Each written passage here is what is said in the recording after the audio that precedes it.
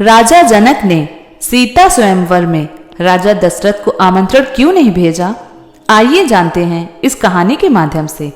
राजा जनक के शासनकाल में एक व्यक्ति का विवाह हुआ। जब वह पहली बार सज संवर कर ससुराल के लिए चला तो रास्ते में चलते चलते एक जगह उसको दलदल मिला जिसमें एक गाय फंसी हुई थी जो लगभग मरने के कगार पर थी। उसने विचार किया कि गाय तो कुछ देर में मरने वाली ही है तथा कीचड़ में जाने पर मेरे कपड़े तथा जूते खराब हो जाएंगे। अतः उसने गाय के ऊपर पैर रखा और आगे बढ़ गया। जैसे ही वह आगे बढ़ा, गाय ने तुरंत दम तोड़ दिया तथा श्राप दिया कि जिसके लिए तू जा रहा है उसे देख नहीं पाएगा। यदि देखेगा तो वह मृत्यु को प्राप्त हो जाएगी। वह व्यक्ति अपार दुविधा में फंस गया और गौ शाप से मुक्त होने का विचार करने लगा। ससुराल पहुंचकर वह दरवाजे के बाहर घर की ओर पीठ करके बैठ गया और यह विचार करने लगा कि यदि पत्नी पर नजर पड़ी तो अनिष्ट नहीं हो जाए। परिवार के अन्य सदस्यों ने घर के अंदर चलने का काफी अनुरोध किया, किंतु वह नहीं गया और ना ही रास्ते में घटित घटना के बारे में किसी को बताया। उसकी पत्नी को जब पता चला तो उसने कहा कि चलो मैं ही चलकर उन्हें घर अंदर ले आती हूँ। पत्नी ने जब उससे कहा कि आप मेरी ओर क्यों नहीं देखते, तो वो चुप रहा। काफी अनुरोध करने के उपरांत उसने रास्ते का सारा वृत्तांत कह सुनाया। पत्नी ने कहा, मैं भी पतिव्रता स्त्री हूँ, ऐसा कैसे हो सकता है?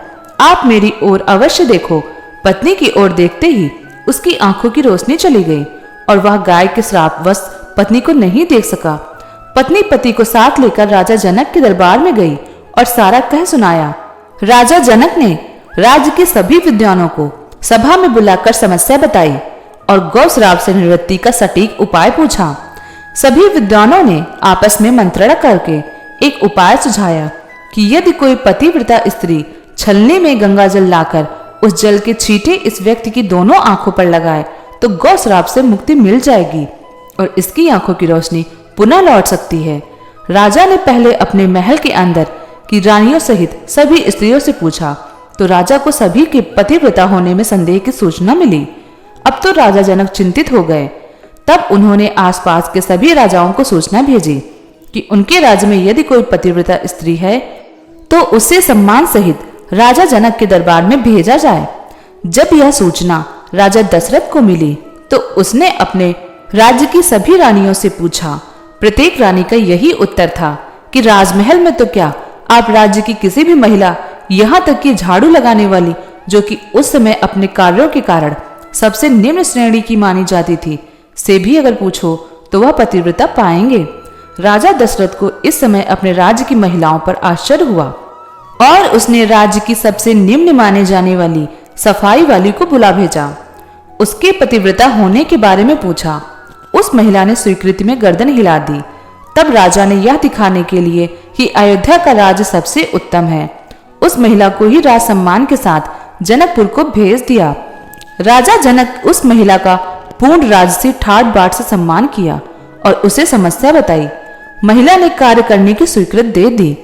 महिला छलनी लेकर गंगा किनारे गई और प्रार्थना की, हे गंगा माता, यदि मैं पूर्ण पतिव्रता हूँ तो गंगा जल की एक बूंद भी नीचे नहीं गिरनी चाहिए। प्रार्थना करके उसने गंगा जल को छलनी में पूरा भर लिया और पाया कि जल की एक बूंद भी नीचे नहीं गिरी। तब उसने यह सोचकर कि यह पवित्र गंगा जल कहीं रास्ते में छलकर नीचे नहीं गिर जाए, उसने थोड़ा सा गंगा जल नदी में ही गिरा दिया और पानी भरी छलनी को लेकर राज दरबार में चली आई। राजा और दरबार में उपस्थित सभी नर नारी यह दृश्य देखकर आश्चर्यचकित रह गए तथा उस महिला को ही उस व्यक्ति की आंखों पर छींटे मारने का अनुरोध किया और पूर्ण राज सम्मान देकर काफी पारितोषिक दिया। जब उस महिला ने अपने राज्य को वापस जाने की अनुमति मांगी तो राजा जनक ने अनुमति देते हुए जिज्ञासावश उस महिला से उसकी जाति के बारे में पूछा। महिला द्वारा बताए जाने पर राजा आश्चर्यचकित रह गए। सीता स्वयंवर के समय यह विचार कर कि जिस राज्य की सफाई करने वाली इतनी पतिव्रता हो सकती है तो उसका पति कितना शक्तिशाली होगा।